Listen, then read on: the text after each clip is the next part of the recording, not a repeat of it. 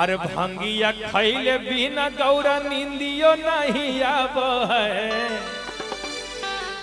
ए गौरा अरे तनी सब भांग पिला दा। माई पार्वती कहत रहे हम कहनी ना कि माखन मलाई खाए के हता खाई हमरा से भांग नहीं खे पिसाई रे वो चली होने। भगवान शंकर उठ गईले आ जाके कैलाश पर्वत पर सूत गईले। अब माई पार्वती भी सूतल बड़ी लेकिन भगवान शंकर के नींद नहीं खेआवत तो बार बार उठ के बैठो तारे फिर सोतो तारे फिर उठो तारे फिर बैठो तारे सूतो तारे नींद नहीं खेआवत। आधी रात के माई पार्वती उनका से पूछा तरे कि हे भोलेनाथ आखिर भइल का रउआ न सूता तानी ना हमरा के सोते देतानी आखिर भइल का। तो भगवान शंकर कहत रहे के गौरा तू तो जानते बाड़ू जब तक भांग ना खाई तब तक नींद कैसे पड़ी और जब तक पेट में कुछ ना रही तब तक नींद होई। बजरंगी भैया चंदू भैया भगवान शंकर मैया पार्वती से कहत अरे और भंगिया खैले बिना गौरा नींदियो नहीं आब है। और भंगिया खैले बिना गौरा और नींदियो नहीं आब है। और गौरा हे तोहरा दायो नहीं आब है। गौरा हे तोहरा दायो नहीं आब है।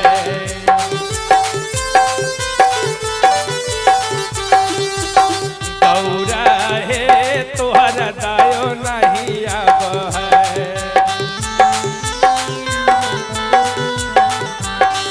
और भंगिया खैले बिना हे गौरा नींदियो नहीं आब है।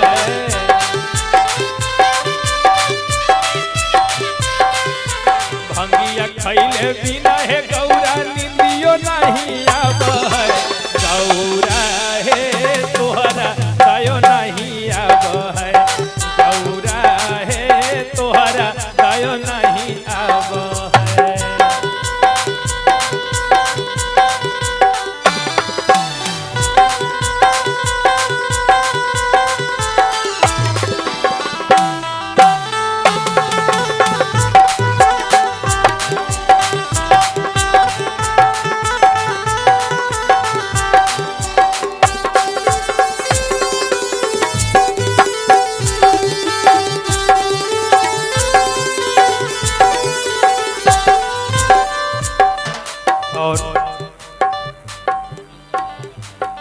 और आप हैं संतोष यादव जी, आप बसैया के निवासी हैं और आपकी तरफ से 500 रुपए का प्रेम निछावर है।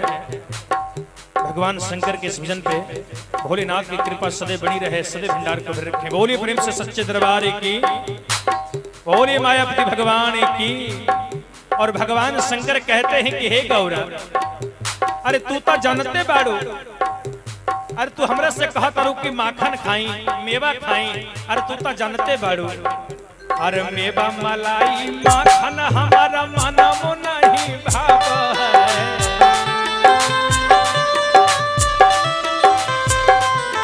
मेवा मलाई माखन मिसरी मनमो नहीं भाव है। गौरा हे तोहरा दायो नहीं आब है। गौरा हे तोहरा दायो नहीं आब है।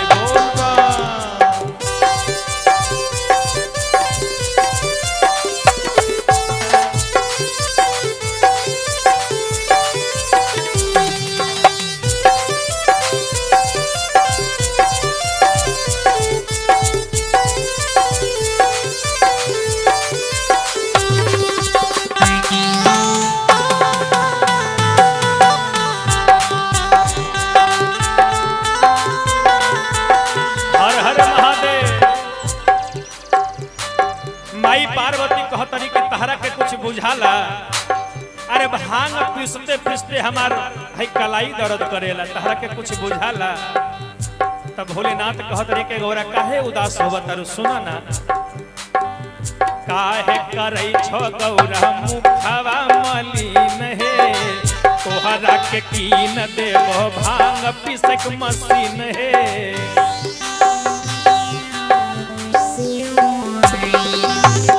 काहे करे छो गौरा मुखवा मलिन हे तोहरा के कीन देबो भांग पिसै के मशीन हे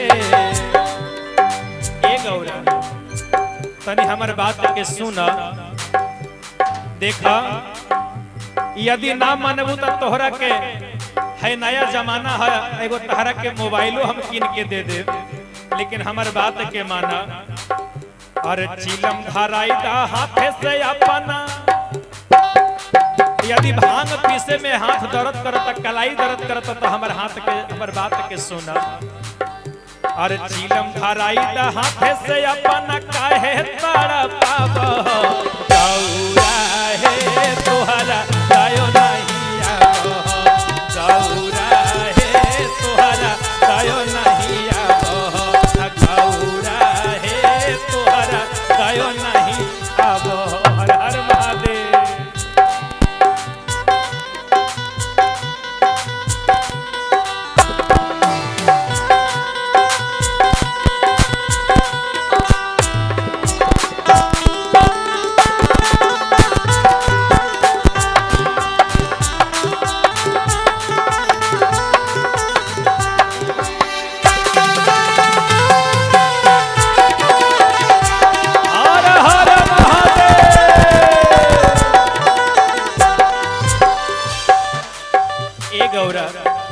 इतने ना आहा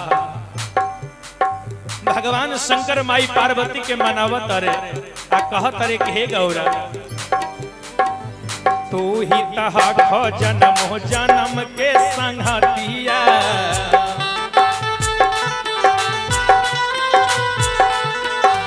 स्वामी के अपन गौरा मान लहो बतिया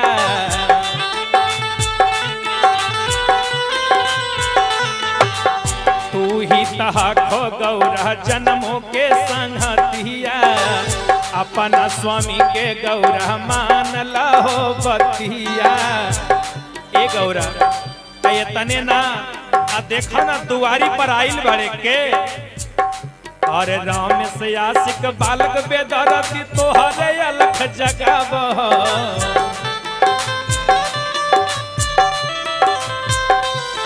राम से आशिक बालक बेदरती तोहरे अलख जगाबो गौरा हे तोहरा दायो नहीं आबो गौरा हे तोहरा दायो नहीं आबो गौरा हे तोहरा दायो नहीं आबो भांगी हे तोहरा दायो नहीं आबो गौरा हे तोहरा दायो नहीं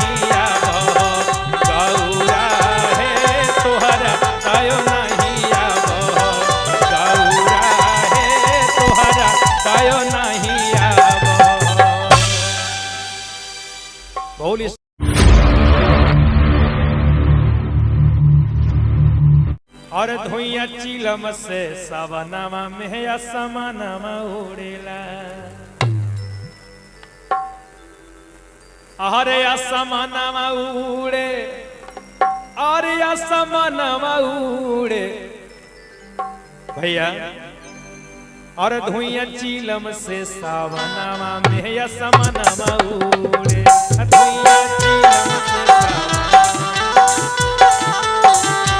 धुइया चिलम से सावनावा में असमानमा उड़े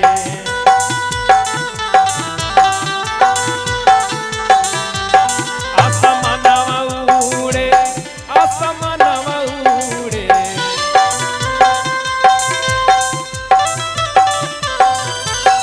असमानमा उड़े असमानमा उड़े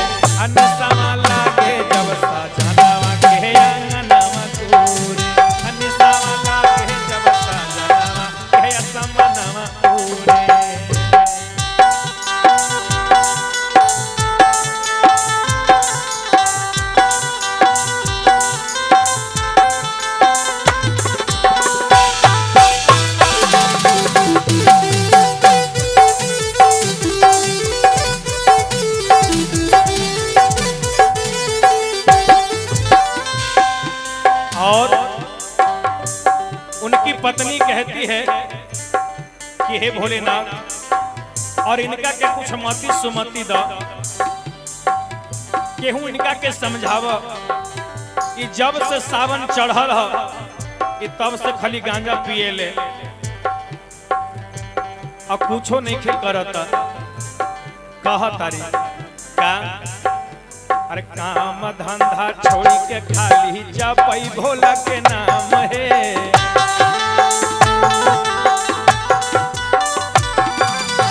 काम धंधा छोड़ी के खाली जपई भोला के नाम है।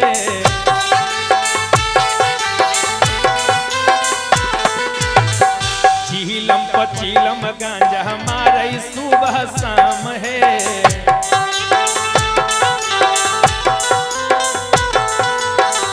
चीलम पचीलम गांजा हमारे सुबह शाम है।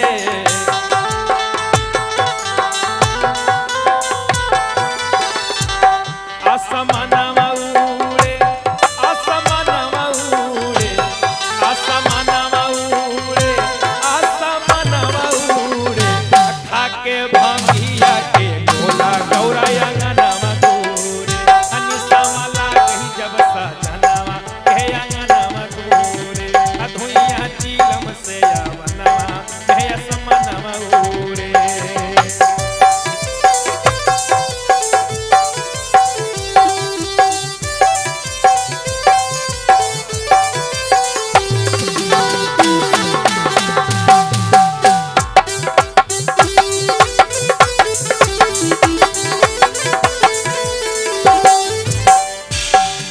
और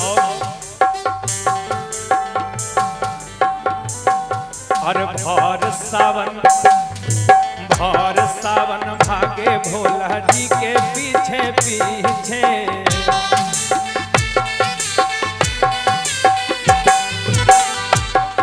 जब से सावन के महीना चढ़ल है इनका के कुछ सुहात नहीं थे।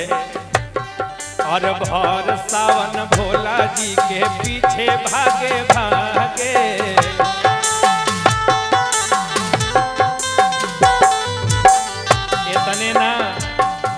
इतने ना औरी का चंदू या चंदन हरदम गंजे में लागल रहे।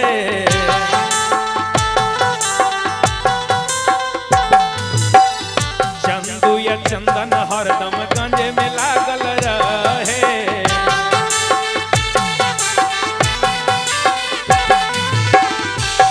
आसमानवा उड़े आसमानवा उड़े आसमानवा उड़े आसमानवा उड़े बालक बेदर्दी भजनवा में आंगनवा झूमे।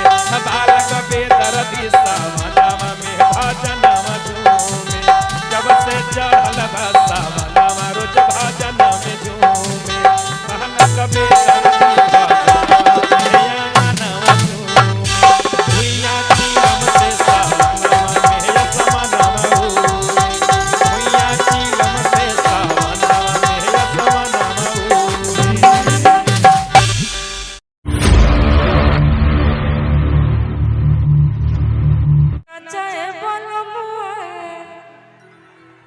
खेसारी स्टाइल में ना तो केकरे स्टाइल में खेसारी स्टाइल में ना चलिए कि मर्द के मिजाज खुश कोई दायरानी कहला में कुछ ना होई परेशानी। मर्द के मिजाज खुश कोई दायरानी कहला में कुछ ना होई परेशानी। कि वीडियो बनाई भाई अपना मोबाइल में जी अपना मोबाइल में। अनचोए बोलो मुआ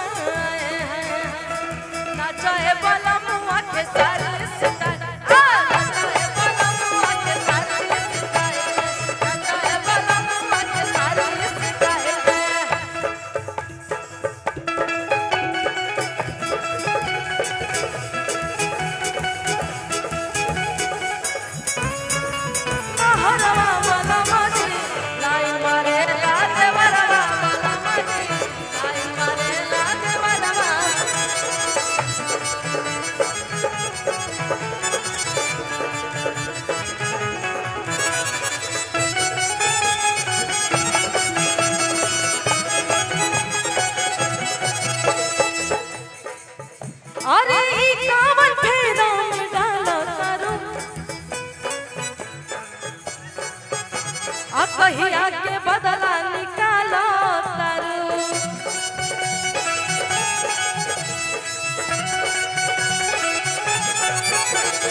ई कामन फेरा में डालो तारू कहो कहिया के बदला निकालो तारू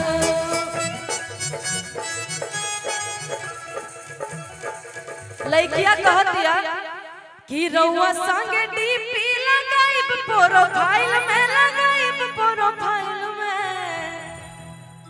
कि नचाए बोलम नचाए बोलम आंखें सारी नचाए बोलम आंखें सारी नचाए बोलम आंखें सारी स्टाइल में